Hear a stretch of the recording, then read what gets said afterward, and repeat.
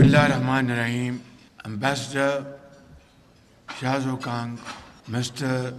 Long Shushang, Ambassador and my very dear friend Jiang, Ambassador of Pakistan in China, Ambassador Khalil Hashmi, distinguished guests, ladies and gentlemen, dear friends of Pakistan, my dear Chinese brothers and sisters, honorable ministers from Pakistan and government officials from Pakistan and China, Assalamu alaikum and Ni hao. It is great honor and a privilege for me to be standing before a great event and a wonderful gathering of great Pakistanis and Chinese in this great hall. And for me, there cannot be a bigger honor and privilege to make a few submissions for your kind consideration. Ladies and gentlemen, as Prime Minister of Pakistan, I have come here to convey you warmest greetings from 240 million Pakistanis who live in 4 provinces of Pakistan in Azad, Jammu and Kashmir and Gilgit-Baltistan. May I say, without any fear of contradiction, that friendship and brotherhood between Pakistan and China has no other parallel in this world. Of course, we have our brotherly countries in Gulf states like Saudi Arabia, UAE, Qatar, Kuwait. They are our brotherly countries.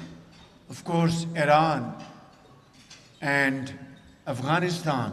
But this long journey of friendship between Pakistan and China is unprecedented for more than one reason. Number one, this friendship is selfless. It has no personal interest. This friendship has stood by the test of time. This friendship has stood storms, wars, earthquakes, floods, and this friendship has been unshakable, unbreachable. This is what Pakistan-China friendship is all about. The great sage, rather immortal sage, Confucius once said that it is not important to have many friends. What is more important is to have one friend, but that friend must be trustworthy and can stand through thick and thin. This is Pakistan-China's friendship. May I share with you a couple of personal episodes so that I can make an effort to make you understand where I come from with regards to this great journey of friendship between China and Pakistan. This was 1981, and I was visiting China for the first time as part of a delegation which was headed by the then Minister for Industries in Pakistan. We were accommodated in those days in one of the best hotels in China, in Beijing. I believe it's still there. And then from Beijing we were taken to Shanghai. And from Shanghai we were taken to Canton. Now it's called Guangdong. And after our visit was completed, the then ambassador of Pakistan in China invited us over dinner and invited comments from all of us about our feelings and assessment about China. Shared his personal experience.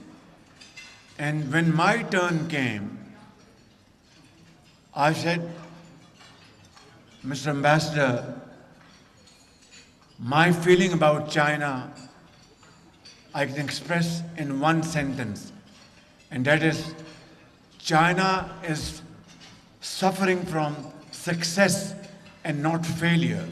He said, Mr. Shehbaz Sharif, what do you mean by saying China is suffering from success and not failure? I said, Mr. Ambassador, China has just launched satellite in the orbit. It's a great success story. China has been able to provide food, housing, education, medical treatment to all its citizens. It's a great success story.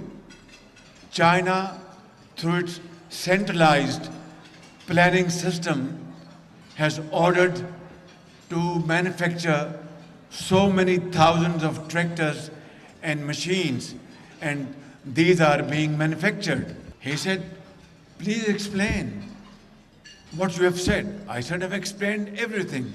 He said, I didn't understand exactly what you mean. I said, China's massive success story is in providing basic needs of life to its people here in Beijing, Shanghai, and everywhere. If you ask me that there are not many limousine cars on the roads of Beijing, there are buses and bicycles, I said, it is not something surprising because China is developing and making hard efforts to become a great country.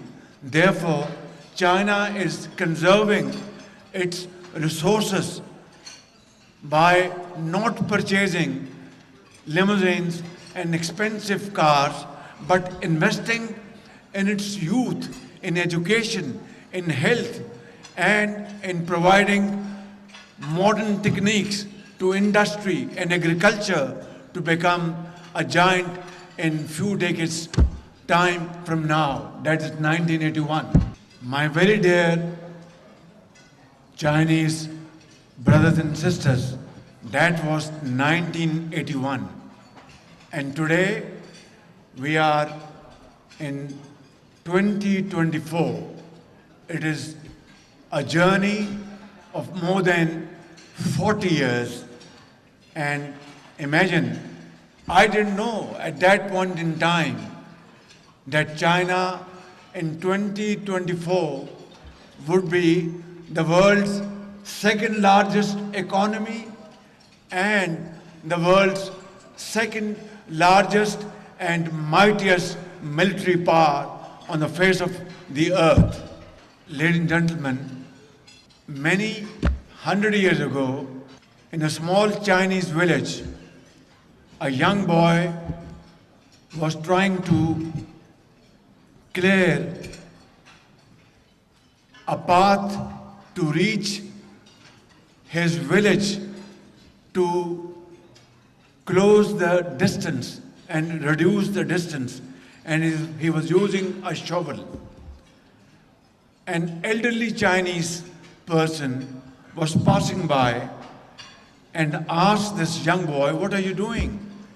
He said, "My village is there and we have to go through a long way to reach our village. I am removing this small mountain through shovel so that our distance is reduced and I can reach my village in half the time." The elderly person said to that young boy, "Do you know that this is an uphill task, very difficult task, and you will not be able to complete this in the coming many years. He said, yes, I know this. It is a very difficult task, but I will keep on doing it. And if I die, my son will do it. And if my son dies, my grandson will do it. And one day, we will halve the distance to reach our village. Ladies and gentlemen, this is the greatest of stories of struggle, hard work, untiring efforts, blood and sweat, which has made China today a great country on the planet. And without China, the world can't move. And without China, the world can't proceed. This is one of the finest hours for a person like me and my fellow Pakistanis sitting here who believe in this friendship through this journey of struggle, hard efforts and untiring efforts. But we all know that China was born 2 years after Pakistan was born. But today, China's trade runs into trillions of dollars, and Pakistan's trade is still hovering around 30–40 billion dollars in terms of exports. China today excels in information technology, in artificial technology. We have just had this wonderful cooperation of space program between China and Pakistan. But in terms of Pakistan's progress and Pakistan's prosperity, I think it will be unfair to myself and to my fellow Pakistanis sitting here along with my Chinese brothers and sisters. It's not an event, it's a family union, it's a family gathering. Here I must acknowledge and confess, because of our weaknesses and faults, we have not been able to achieve the level we should have achieved in the last 76 years. But ladies and gentlemen, here is the question, and a $6 million question, that should we get dejected and sit down and lose hope? The answer is big no. We must get up, accept the challenge, learn from our Chinese brothers and sisters, follow their model, follow their circle of journey, and we will be there in a few years or a decade if we follow how the Chinese earned this status today through hard work and untiring efforts. This is my article of faith with me, that if we follow Chinese model, I have no doubt that Pakistan will regain its position in the community of nations and will be respected like Chinese brothers and sisters are respected by friends and foes. But how will this be possible to achieve? That is the point at issue. And the answer is, I want to give you a small episode. A businessman in Pakistan was very hardworking, but somehow, as luck would have it, he lost a lot of money in his business, and he was sitting in his house and he was weeping and sobbing. His family members came to him, said, "What happened?"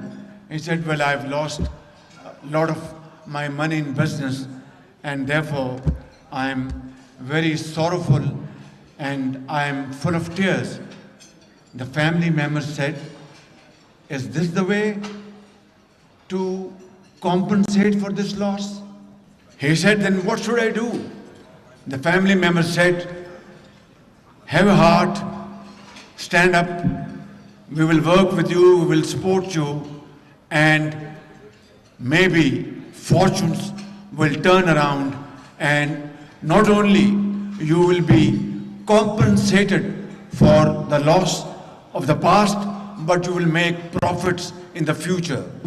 So and especially my Chinese brothers and sisters, we are not weeping, we are not sobbing. We have accepted the challenge, and ever since I have landed in this great country, I have been further emboldened by your great success story. We will follow your model, we will work hard, untiringly, we will put our blood and sweat and make Pakistan a great country.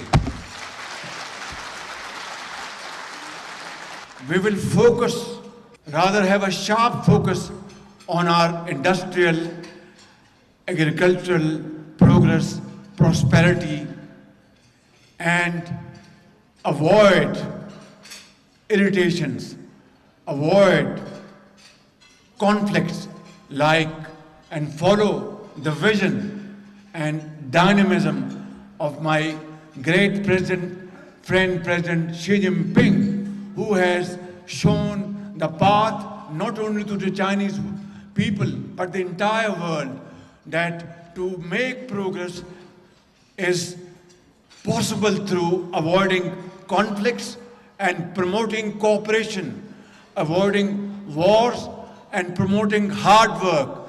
This is what BRI is all about.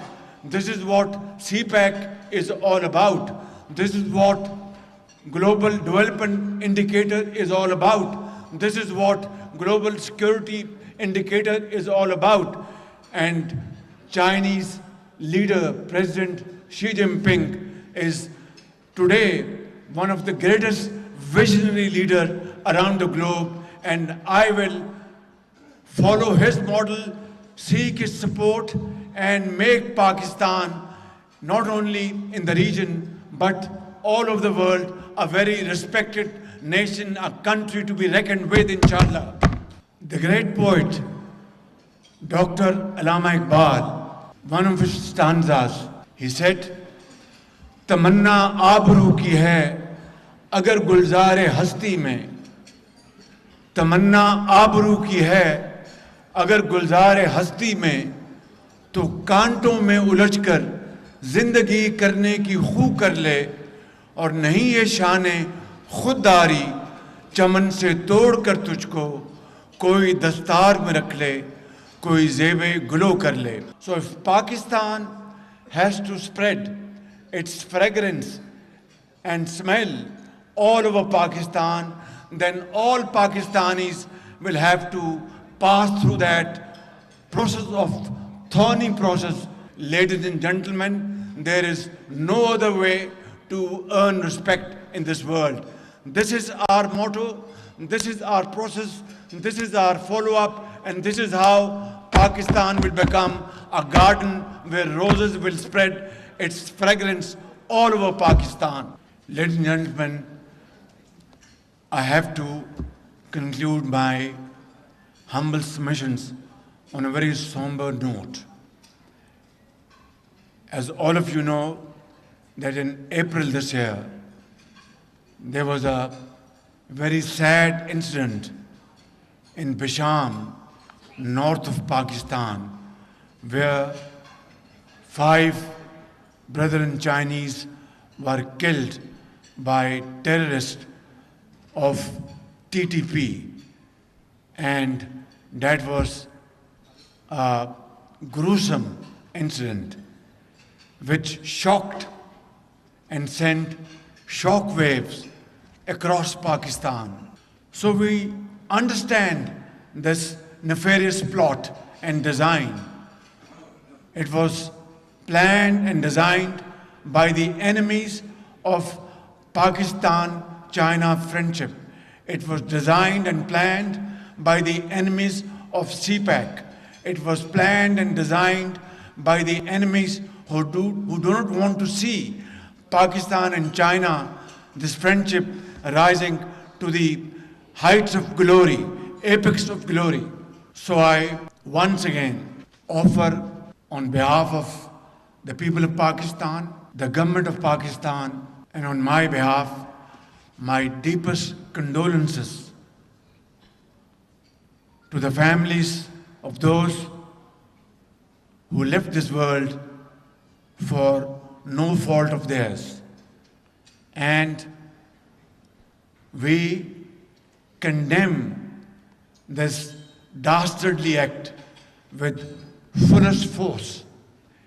And I want to make a solemn pledge in front of you that as a human being and whatever is humanly possible, we will put in place all those measures, security measures, all those arrangements in place to protect the lives of every Chinese citizen in Punjab, in Sindh, in Balochistan, in KP, in Gilgit-Baltistan, and in Azad Kashmir. And we will make sure, and I want to make a solemn commitment with all of you, that we will make sure that the security of our Chinese brothers in Pakistan from henceforth will be more than my own security and my children's security. I would like to conclude this speech on this very positive note. And again, I would like to quote Dr. Iqbal's poetry.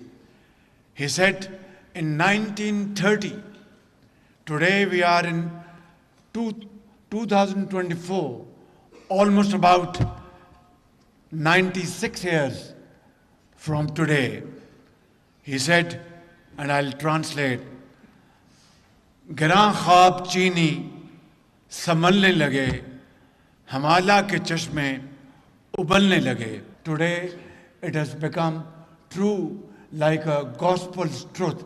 China today is the second largest economy of the world and the second largest, mightiest military power in the world. Long live People's Republic of China, long live Islamic Republic of Pakistan, long live Pakistan-China friendship, Pakistan Zindabad.